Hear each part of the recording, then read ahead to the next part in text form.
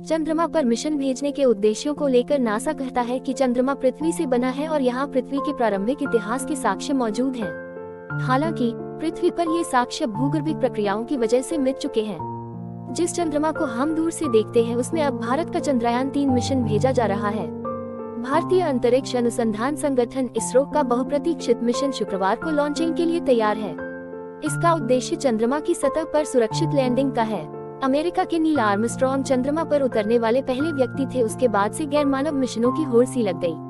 पृथ्वी और ब्रह्मांड के इतिहास का अध्ययन करने के लिए चंद्रमा वैज्ञानिकों का एक लक्ष्य बन चुका है। भारत का यह मिशन चंद्रयान-2 की क्रैश लैंडिंग के 4 साल बाद भेजा जा रहा है।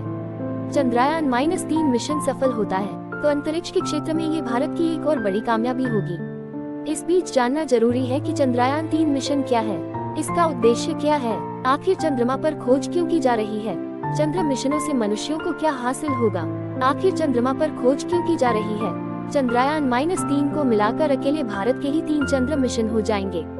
हालांकि इसके अलावा भी दुनिया की तमाम राष्ट्रीय और निजी अंतरिक्ष एजेंसियां लूना मिशन भेज चुकी हैं या भेजने की तैयारी में हैं। इन मिशनों को अपेक्षित सफलता नहीं मिल पाई है।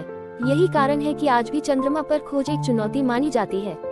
1969 में नील आर्मस्ट्रॉन्ग अमेरिका के अपोलो 11 मिशन के दौरान चंद्रमा पर चलने वाले पहले व्यक्ति थे। इस ऐतिहासिक मिशन के दशकों बाद भी चंद्रमा का पता लगाना मनुष्य के लिए महत्वपूर्ण हो गया। विशेषज्ञों का कहना है कि जब पृथ्वी और ब्रह्मांड के इतिहास का अध्ययन करने की बात आती है तो चंद्रमा एक खजाना है। चंद्रमा पर मिशन भेजने के उद्देश्यों को लेकर नासा की वेबसाइट कहती है कि चंद्रमा पृथ्वी से बना है और यहाँ पृथ्वी के प्रारंभिक इतिहास के साक्ष्य मौजूद हैं। हालांकि पृथ्वी पर ये साक्ष्य भूगर्भिक प्रक्रियाओं की वजह से मिट चुके हैं। नासा के मुताबिक चंद्रमा वैज्ञानिकों को प्रारंभिक पृथ्वी के नए दृष्टिकोण प्रदान करेगा।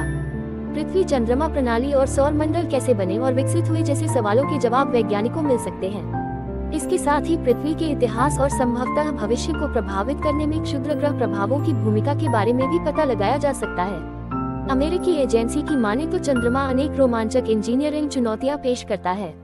ये जोखिमों को कम करने और भविष्य के मिशनों की उत्पादकता बढ़ाने के लिए प्रौद्योगिकियों, उड़ान क्षमताओं, जीवन समर्थन प्रणालियों और शोध तकनीकों का परीक्षण करने के लिए एक उत्कृष्ट जगह है।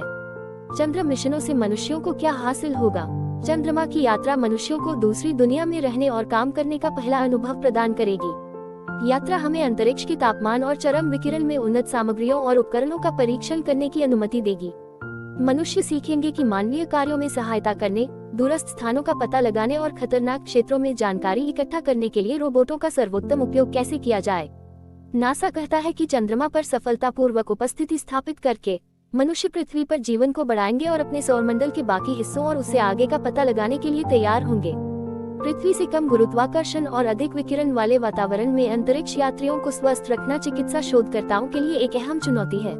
चंद्रमा की खोज तकनीकी नवाचारों और अनुप्रयोगों और नए संसाधनों के उपयोग के लिए नए व्यावसायिक मौके भी मुहैया करती है। अंततः चंद्रमा पर चौकियां स्थापित करने से लोगों और खोजकर्ताओं को पृथ्वी से परे ग्रहों और उपग्रहों तक अन्वेषण और बसाहट का विस्तार करने में मदद मिलेगी।